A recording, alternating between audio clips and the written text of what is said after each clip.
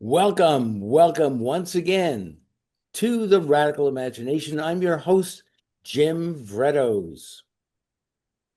As more and more stories appear in the New York Times, the East Hampton Star, and other publications of federal agents, masked and unmasked, making arrests at immigration hearings, U.S. offices and courts, turmoil and fear are understandably growing among the Latino communities across Long Island and the East End. Roundups, deportations, and worse. Ominous reports of partnerships being forged with federal integration and immigration officers to give police officers the power to conduct migrant arrests. ICE's budget has been raised to close to $28 billion, more than most militaries around the world. There are $50,000 bonuses given to those who join as ICE officers. These are all part of the general terror being directed by law enforcement and others toward undocumented immigrants around the country. We're honored and blessed, as always, to invite Minerva Perez to discuss the latest news on these and other issues affecting the Latino community here on the East End. She's the founder and executive director of Organización Latino Americana of Eastern Long Island, or OLA. In the 12 years since I've hosted the Radical Imagination, I've not had on a more courageous person than Minerva. So, Minerva, welcome. Thank you for being here. And let's, if we can, just dive in and tell us what's been going on. I know that things change day by day. So what's the latest in terms of what Ola and you are facing and how you're trying to protect people and notify the rest of us of what's going on? Thank you so much, Jim. Thank you for having me. And I really appreciate the chance for sort of an honest conversation. And I want to start off by saying I'm not one of the founders of OLA, so I want to be clear about that as well. I got into OLA as a volunteer in about 2006, and I stayed with OLA for a little bit, stepped away to do some work with the retreat in domestic violence, and then came back to OLA 2016 in February. But the founders certainly had a vision for Organización Latinoamericana that would serve the full East End. And I hope only every day with the work I do and the work our team does to fulfill that vision, broaden that vision where needed, pivot as our times dictate.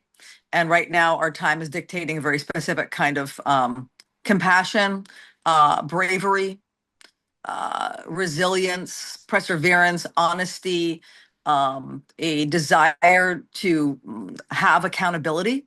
There are certain things that we can and can't do. There are certain things that we do and don't have responsibility for. Not so much OLA, but our leadership on the East End of Long Island. We are not looking for anyone to pretend to do what they can't do, but we are looking for as much honesty, accountability, and the ability to speak to in an honest way. Can you give us a specific example? Because that's a great point. What can you do? What can't you do?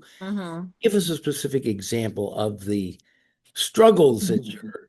Sure.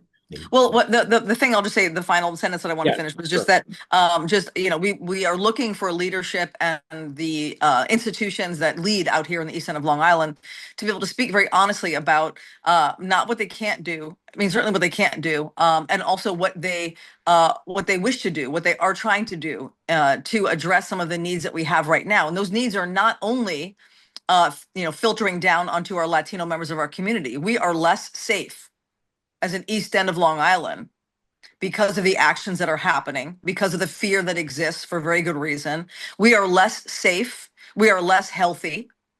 Okay, we are less as a result of these actions that are happening. As a larger community, I'm saying the entire community, not Latinos, the entire community. So my work, the lot that I do personally within OLA, is to try to see where those those dialogues, or where the public um, the public sharing of information, let's say from leaders, can speak to some of that. Because here's the thing, is that we understand this is a very political time. There's a lot of fear that motivates a lot of our actions, and not just Latinos going to and from work or trying to get to a doctor's appointment. Fear permeates leadership across our East End of Long Island. And by that, I mean, people are afraid, with good reason, to say too much about something, because maybe they're going to be designated a sanctuary town or village. There was recently a list that came out that designated, I'm not going to go into certain names of things, but certain towns across our East End as sanctuary towns. It was kind of ridiculous, because honestly, on the East End of Long Island, there's sanctuary nothing. And all it ends up doing is causing more problems to have that conversation, quite honestly, than answers. The reality is that there's a fear related to how much we can speak about or say. Not me so much, I get to say a little bit more.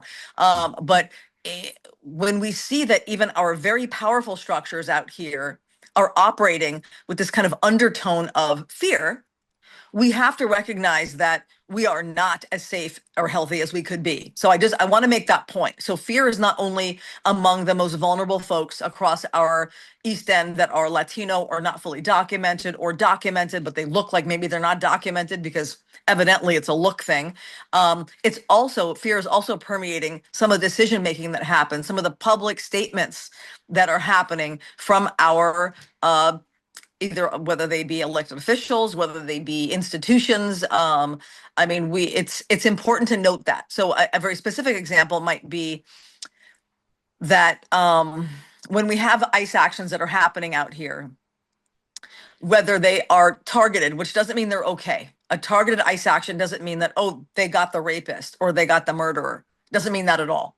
It means that maybe that person didn't make it to a hearing or a court appearance for whatever reason. And it means they could have a bench warrant for their arrest. It could mean something bigger than that. But oftentimes it is just that they are on a list because they are in the country unlawfully, and they got their case denied. They didn't make it to a court date. There could be reasons for those reasons where someone is targeted.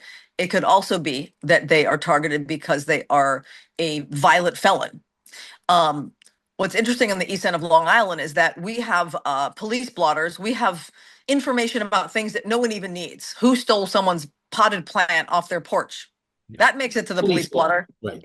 In addition to who got murdered. I mean, listen, we've had the gamut of things, and there certainly are violent crimes that happen on the East End of Long Island, and there certainly are positions that our local law enforcement that put themselves into, risking life and limb to protect our East End residents, visitors, what have you.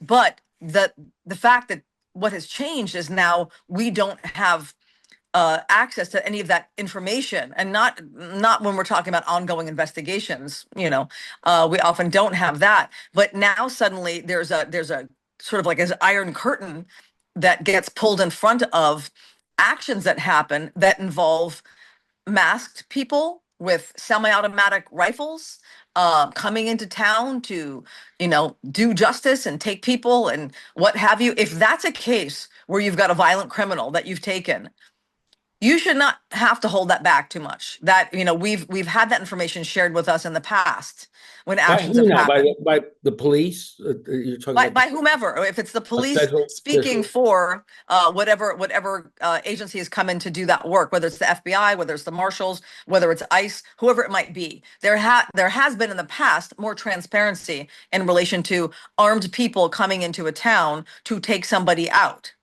So this is something they could do, but aren't doing. We'd like to see more transparency to the absolute end of what is possible. We don't want to see less transparency. We don't want to hear that, oh, well, it was difficult, so we can't really talk about it. It's not really been the past. If you've had that action and you took that person out, that person is out. Now, if you're still actively involved in an investigation, there can be a way that you phrase that as well. But there's a lot of There's a lot of veil across things Yeah. that shouldn't be there, and it's not the right time to do it. So if there are violent felons and criminals, believe me, the DA doesn't hesitate when he could say, they busted up a crime ring, they busted up this, this gang action or what have you. People are celebrating every time they get to say something like that. In this case, if we've got ICE involved in some of these actions, we have to understand that it's not just about saying, oh, is it an ICE only action? Oh, ICE was also working with this other organization. Maybe it was the FBI, maybe it was Marshals, maybe it was this, maybe it was that. What is happening on our East End when people are coming in with semi-automatic rifles and weapons? What is happening, and why is it something that now we need to know less and less of? That's not the right direction to go in. Let me ask you, are they obligated to put this information forward If legally? there's an active investigation that could be Oh, putting anyone in harm's way, there's a reason why they shouldn't. And I completely understand that. But there are times when they can. And what we'd like to do is make sure that we're having as much information on a regular basis as we possibly can. And that whatever we can't have in a public context, that there is a way to make sure that there's a degree of documentation that's happening town by town, village by village, any single time that ICE is doing any action there, whether it's in conjunction with another agency or whether it's on their own. There should be a way that either our towns and villages are aware of that, or if they're not aware of that, that they make themselves, they write down that there were semi-automatic weapons that came in at this point. We still don't know what agency brought those semi-automatic weapons in. Be that honest. Be that yeah, and honest. I'm assuming you've had that discussion with the authorities. And what are they telling you?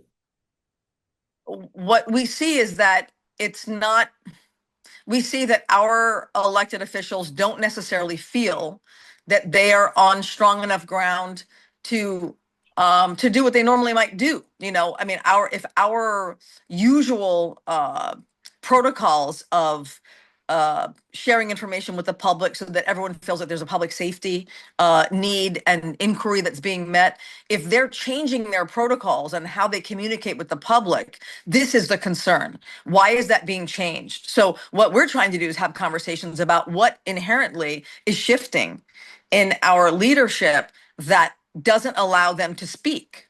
Yeah. And if there's a clear line to why, if it is an active investigation and you're going to put people in harm's way, we completely get that and we support whatever you need to do to keep people safe. But what we're seeing right now is there's not a clear enough line that shows that policy and that protocol but why is it different now? Yeah, no, makes perfect sense. Do you reach out to the churches, the synagogues, the public schools? I mean, are there allies in the business community Well, that's that, a separate question. In what regard? well, that would back you up in this desire to have more transparency? Well, I this is mean, not an this is a Ola thing. This moral is issue. this is not an Ola question of transparency. There are many people that want to see more transparency. That's what I mean. Not That's what, Ola. Yeah, yeah. So well, yes, we have partnerships. We have people that allies. we're Got it. talked to across the board. That's what I The mean. difficulty is that it's not an easy ask because there is fear. There's fear in that equation. Whether the fear is you're going to be named as a sanctuary, whatever, or the fear is, oh, if you say too much or do something, you're going to have your funding taken away. The reality is that where is all this fear coming from? What is the trigger that turns a sort of a public statement into now we're going to be at risk of losing all of our federal funding? And not only that, transparently speaking, what is our federal funding? Town Yeah. by town, village by village. We're Yeah. now looking at the budgets of all of our towns and all of our villages to understand of the full budget in a year, how much, what percentage is federal funding? Not that that's nothing, believe me. Things like federal funding for roads, for infrastructure, for water safety, for water quality, for shellfish restoration, whatever it might be, for law enforcement, whatever it might be, it's important money. But we need to understand what is the trigger that then would pull that federal money so that it's not just like this amorphous blob of fear, you Yeah. know, we need to understand these things, and we need to understand that our elected officials, our towns and our villages understand what the actual parameters are around that. So we are not operating out of this place of fear. Well, you know where the ultimate fear is coming from. We know that. Where's that? Washington, D.C. And it seems like as the loyal opposition, we have such a thing, that this is the time for people to, you know, have a backbone here and stand up and not be fearful. Politicians of all different parties, uh, journalists, the Star. I mean, these are, as I don't have to tell you, this is the moral issue of our day, in a sense. You Yeah. encapsulate it into fear, and everybody is walking around on eggs here. And Yeah. as long as we do that, it's only going to get worse. My understanding is. So I agree, and we do have, we do have people in the press out here locally that I think are speaking to some very difficult issues. They are tuned in. I don't think that we're seeing a blind eye. I think we have a lot of good conversation and press coverage around some things that really are deep and meaningful and difficult topics, So I'm really happy that I'm living in a community across the whole East End where we have a number of press outlets that take on these conversations pretty regularly. right. Yeah. So you want to get into a little bit about the noise ordinance issues? What else would you like to touch on besides? I mean, there's so many things that you're juggling here and trying to deal with. What are some of the other important issues that you're concerned with? Well, I mean, overall, our interest is, our mission is to build a safer, healthier, and more equitable East End, which is a pretty broad brush stroke there. And I think probably almost any mission of any organization, whether it be law enforcement, education, healthcare, I mean, everyone would probably say, hey, listen, that's somehow within our mission as well. So the beauty of all of this, I see, is that our mission is not in opposition to anybody else's, quite honestly. It's just sort of how we approach it, how we get there. And it can feel a little bumpy at times. But I think the beauty and the only sort of saving pathway is to really recognize where we have that overlap, where we can say, but wait a minute, I can get where I need to go and you can get where you need to go, and we can do that together. And it's not Pollyanna. I'm not running for any office, so I don't say this out of some whatever. I do believe that is the only way forward. So when it comes to what's most important to us, they're really kind of existential basic things. How do our community members, both Latino and non-Latino, sort of exist in this beautiful space that we have in a way that is the healthiest, the safest, and the most equitable possible? So number one focus that we have, in addition to safety, is also mental health. The adolescent mental health initiative that we started a little over 3 years ago, called Youth Connect, is critically important. And so we go into the school systems and we develop something that was not going to be just for Latino youth, because we realized that we can't do that. We've experienced that already. We know what it's like to not have enough Spanish speaking, bilingual, bicultural mental health professionals that can really understand, relate, and be there for our youth and our families, because we just haven't had it. So when we build something that is going to meet the needs of our adolescents, we know that we can't build something that only meets the needs of Latinos. So we have created something that is actively right now, 7 days a week, 9 a.m. to 11 p.m., 7 days a week. We are answering a helpline in English and in Spanish. Youth mostly text us because they prefer that. And these are kids anywhere between middle school age all the way up through college. And this is something that we do for free. It is confidential and it is also anonymous if the texter so desires, which is something that we offer where doesn't really exist many places.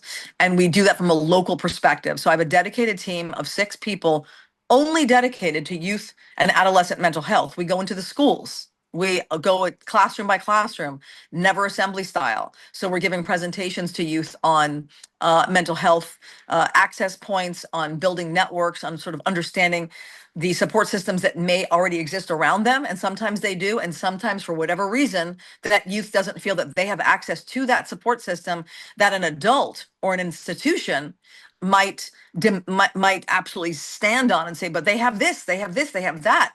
Why don't they use it? My question is not why don't they use it, but what else can we do to make sure they have support? And that's why we created Youth Connect. Have you gone in and given that talk to the village police? We've given that talk The everywhere, council, Jim. everywhere. We're on the New York State budget. Okay. So Right. nothing that we're doing is this small little kernel of an idea that we haven't, Yeah, so everybody no, knows about what we're doing. Everyone knows that. The reality is that when you yeah. talk about what's important, I'm saying mental health is important. Our youth and their mental health is important, whether they are Latino or not. The fact is that a school community is one community. We don't separate it out as Shinnecock, African American, white, Latino, rich, poor. It's one community. Yeah. No, well, what is important is to get Mhm. some sort of positive reaction to what you're proposing in terms of, okay, he sounds like a good idea. Let's give It's this. not proposed though. It's in action. It's not All proposed. right. Yeah. Well, the police are listening and getting. I don't know how to put it exactly, but the police should be. Seems to me, since they're in the front lines there and often dealing with issues of emotional distress, Mhm. and that the more traditional model is we don't, defund the police. We don't want this. Although I've found in my own work and in my own teaching that most of the police will want this very, very much. They need Yeah. that. Well, let me speak to that a little bit. And it's never been Ola's position to defund the police as a matter of record. Yeah, I know. I would like to see more, specific types of funding support law Agree. enforcement in terms of social elements of what's going on and all that. So, but I do want to make it very clear that mental health, even though you bring the police up, it's a component. It's not the only and not the most important component. What's even more important than that, than the police having sort of an embrace of what we're doing is our school districts. We have 23 East End school districts. Number one partner in all of what we're doing needs to be our 23 school districts. There are a little bit less that have middle schools and high schools. So let's say there are about 16 middle schools and high schools across the East End of Long Island. They're our number one go-to in terms of partnership, embrace, understanding, and all that. Law enforcement absolutely as well, but this all my Yeah. work is not all dedicated to a Oh, I understand. relationship about a law enforcement. But let me share one other thing that law. So yes, we have talked to law enforcement about what we offer. The thing that law enforcement are leaning into, which I think is good. I think there's some missing pieces to it. So I think the answer is not either or, but both. Is that they have been working with Family Service League to devise a way to have almost an immediate assessment in the event that they're entering into a home where someone might be experiencing an acute psychosis or something like that. So instead of not having any information with this person who could be missing medication or having just an acute reaction to something, is that they can reach out to Family Service League that avails themselves pretty quickly to law enforcement. I love that. The only element that I want to see augmented is the fact that I know that across most of our law enforcement agencies, there's not adequate language access, not enough Spanish speaking bilingual bicultural officers. Although some departments are definitely growing in that. I'd say East Hampton just recently brought on more. I think Southampton has more as well. But the reality is that Family Service League has not typically had enough Spanish speaking, bilingual, bicultural, or even just bilingual mental health professionals. And then Yeah. you combine that with law enforcement maybe not being able to walk into that house and realize that, oh, there might be a mental health situation right now. So if the officer is not speaking Spanish and the Family Service League person is not speaking Spanish, how is that communication happening? Are they both using language line? Are they both using an interpretation service? I mean, how is that communication happening in that moment? And I feel like there have been some workarounds. I think they've been able to work through a couple of scenarios, but I don't want it to be I don't want it to be like, oh, maybe we get that, maybe we don't. I want to know that if we are working at a mental health level to kind of meet some of these needs, that is center to the conversation. That if we have 50% Latino student body across our East End, that's 50 across our East End of Long Island.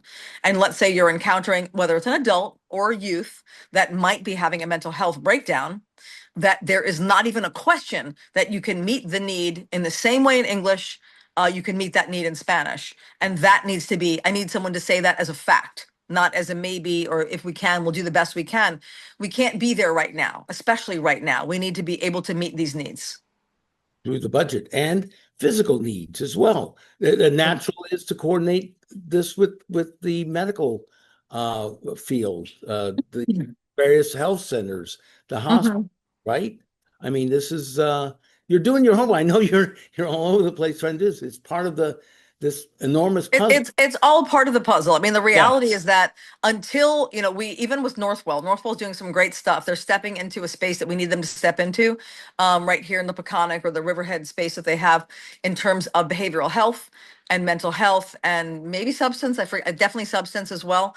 But still, the reality is it's not a secondary thing to know, do you have bilingual and bicultural staff available now? So Ola, the main number for Ola's office is 631-899-3441. That is our office. If someone in your life or you need any support on something, reach out. There's a good chance that either we're helping or we know who to connect you to. Number one. Number two, we are also running a rapid response network.